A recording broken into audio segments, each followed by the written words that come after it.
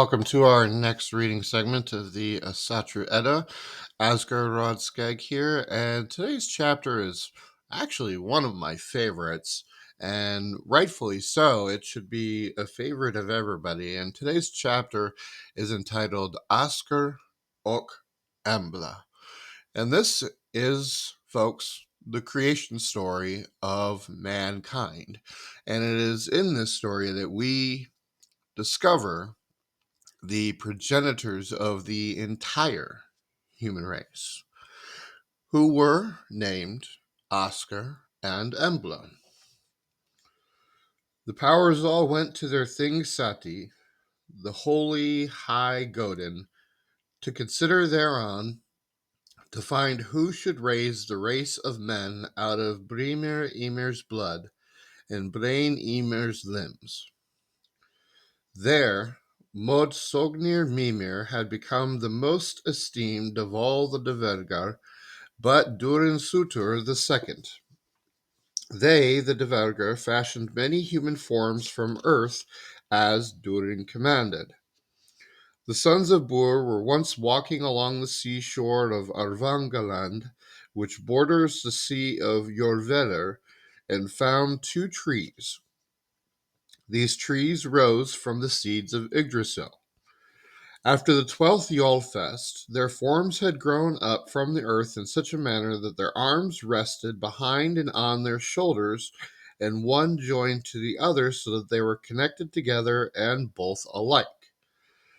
And the waists of both of them were brought so close and connected together that it was not clear which was the male and which was the female.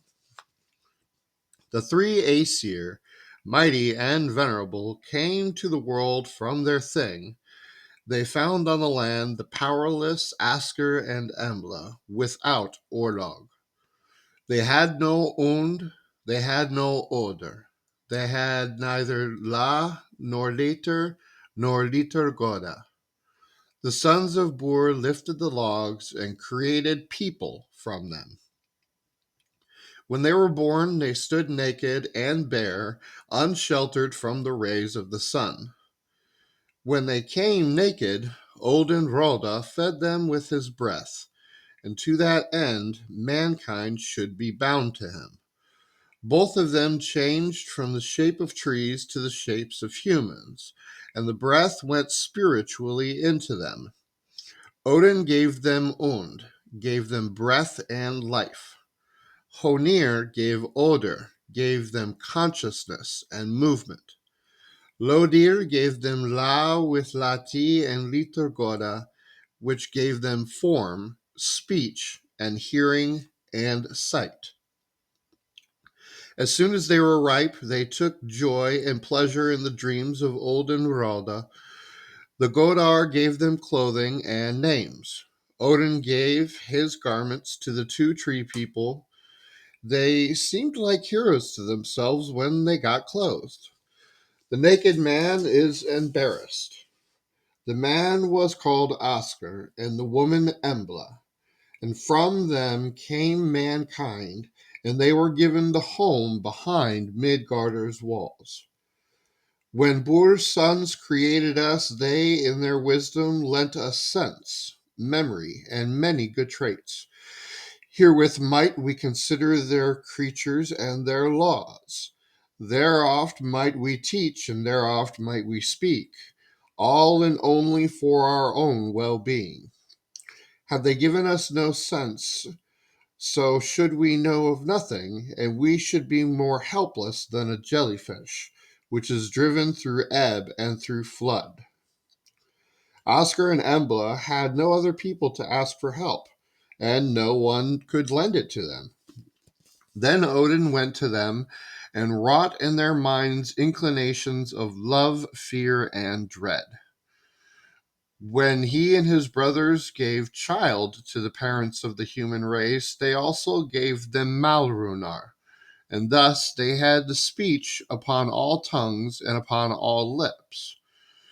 The Godin had given this gift to the folk so that they might understand each other, what one might avoid and one must seek in order to find happiness and to keep it for all of eternity.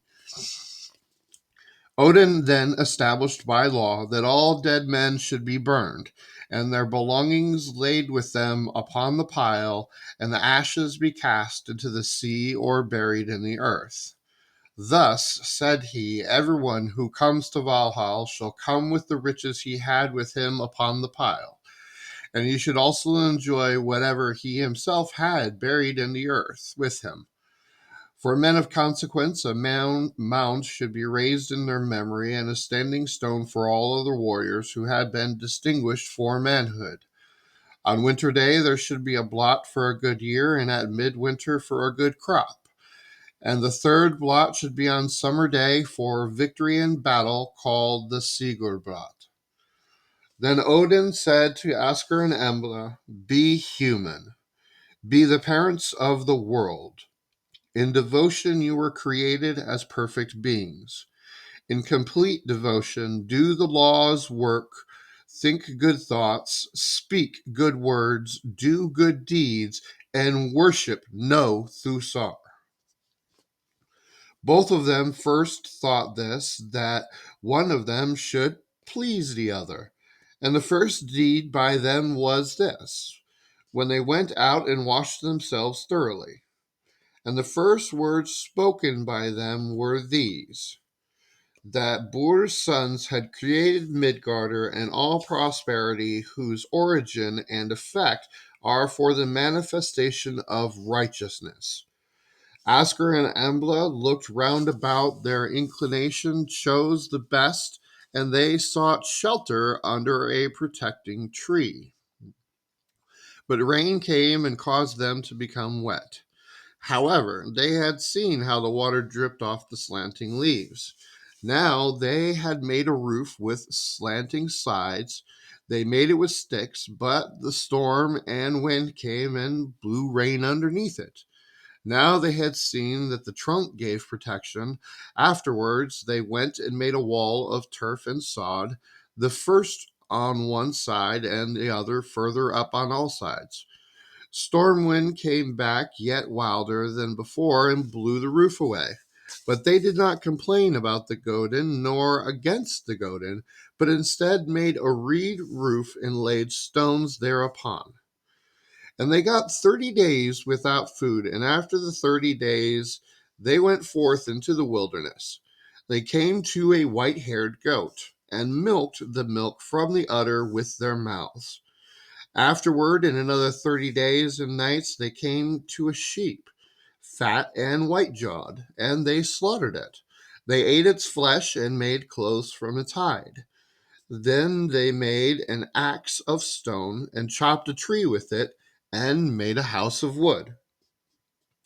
Now they bore 12 sons and 12 daughters, at each Yuletide 2. Having found how hard it was to labor alone, they taught their children how and wherefore they did thusly. These wrought and together thought. In this wise there came homes in which they should dwell, even though there were still nomadic people at this time. This place, the area where they were created, was called Lunder. Whatever happened with the first human pair is repeated to a certain extent in every human. Both of trees, Askr and Embla, came from, had sprouted up from the seeds, which were the world ash, Yggdrasil, and dropped to the earth. The circumstances are the same with their descendants. There are 6 elements which make up humans: the Und, which is Odin's gift; the Oder, which is Honir's gift; the Liturgoda and La with Lati, which are Lodir's gift; the earthly matter, which is called Lik, and a vegetative force. The latter 2 were found in Askr and Embla while they were still trees, and they were found in the fruits growing on Yggdrasil, which are carried by Honir's winged servants to those who would be mothers. Litur, Lodir's gift, is the name of old with which the inner body is designated. The appearance of the body depending on the condition of the Litur. If the Litur is beautiful, the body is as well, and if the Litur is altered, the body is altered. There are found people who can exchange their litter with one another for a short time. From this, one then acquires the other's appearance without altering the odor and und. La with Lati, Lodir's second gift, is the way in which a consciousness beings. Lodir's second gift is the way in which a consciousness being moves and acts, granting them warm blood and mannerisms. The elements in every human sprout, bloom, and ripen into apples on the massive world ash's branches. Yggdrasil is the preparer for humans. When such a fruit as this ripens, it falls down into Fensalir, which is Honir's land, and his daughter Frigga's Odal. There are fruits and that do not go unnoticed still lie. There the fruits that do not go unnoticed still lie. The storks, who are Honir's birds, because of this, he is called Langifotor and Okernungur. See them and fly with them to women who yearn to caress the small hands of a child. As should, Frigga also has a hand in this. Lodir, the lord of the sacred fire and the fire auger, bears them onto fire into the mother's womb, and there gives them what he gave to Askr and Embla, the ability to move, warm blood, and the image of the Godin. These gifts allow them to procreate. Honir gives them odor, and Odin the ond. Odor is the material which forms the kernel of human personality, its ego, whose manifestations are understanding, memory, fancy, and will. Und, the spirit, is that by which a human being becomes a participator in the divine, also in an inner sense, and not only as to form. But Honir does not send humans the odor he thinks is best. Countless souls await their birth into life and must be selected individually and have mothers chosen for them. The choice is made by the Dis of Orlog, Uder, who, because those who want to be mothers are so numerous, must have many of the lesser Norner to help her perform this service. These are the Norner who come to each person at birth to decide the length of one's life, and these are related to the Godin. Of many births the Norner must be, nor are they of one race, some to Godin, some to the kin to Alfar, and some to Dvalin, Sindri's daughters. The Norner decide the Orlog of men in a terribly uneven manner. Some people enjoy a good, prosperous life, whereas others have little wealth or renown. Some have a long life, but others a short one. The good Norner, the ones who are well born, shape a good life. When people experience misfortune, it is a bad Norner who is responsible. To the mother who one of these Norner has selected for a child soul, this is sent through Honir or even Frigga. Every human comes into the world in this manner, a fruit from Yggdrasil, transformed by a threefold divine power and delivered by Uder to the mother's wombs receives, wherein it lands, the life status, and the orlog it has to experience. A shooting star means a baby will be born. Uder also gives the child a guardian for its entire life, a lesser Norn, also known as a Firja or Haminja or a Dis. Women who die as virgins shall serve Uder in the next life. Over three mighty rivers comes Mogthrasimmir's maidens, the sole Haminjar who are in the world, who nurtured the Jotnar. These are the maidens, so wise in their hearts, which travel over the ocean. Once the Edc set forth to this place and that, Some fasten fetters, some hinder the horde, some loosen bonds from the brave. Leap from the fetters, escape from the foes. When a child comes into the world, a Filja rises out of Jormungand up over the western horizon and glides across the sea to seek her way into Midgard. She follows him through this life unseen, knows his thoughts, whispers in his conscience, urges him on, and warns him in his dreams. She counsels him to good and warns him against evil, speaking to him in his sleep. Thus, she is also called a Dramkona. She calls to him, "Be not the first to cause a murder. Do not excite peaceful men against yourself. Promise me this, charitable man. Aid the blind, do not scorn the lame, and never insult a tear robbed of his hand."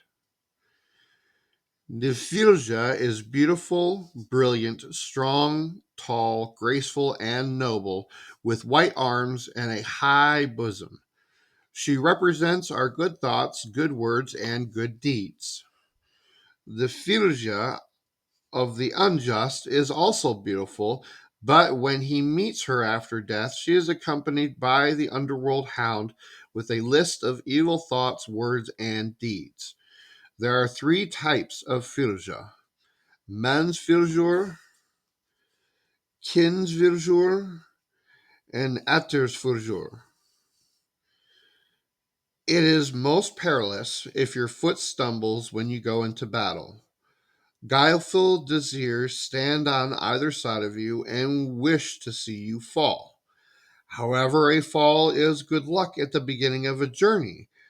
I believe those cut off from their desire are doomed.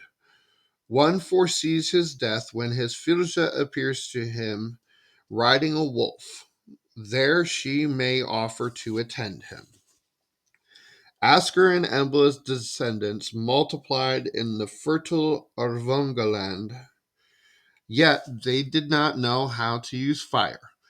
They had no seed corn to sow. They did not understand how to bring ore up from the earth, much less how to forge such things. They did not know of social bonds or laws other than those Odin had established, nor of any other Godar that the three had created their first parents. However, they did not need many laws in the beginning because they were honest and good natured. But they were also easily led, and there would come a time when an evil temptress would appear before them. Thus, in order to cultivate and strengthen their good dispositions, to enlighten them, and bind them to the Godin with the holy bonds, the powers decided that humans would be sent a guide and teacher. Thank you for sitting in on this next segment of reading of the mother of father of all of mankind, Askr and Embla. Please support the channel, hit that thumbs up button, and make sure that you subscribe. Thank you again for tuning in, and we'll see you on the next segment.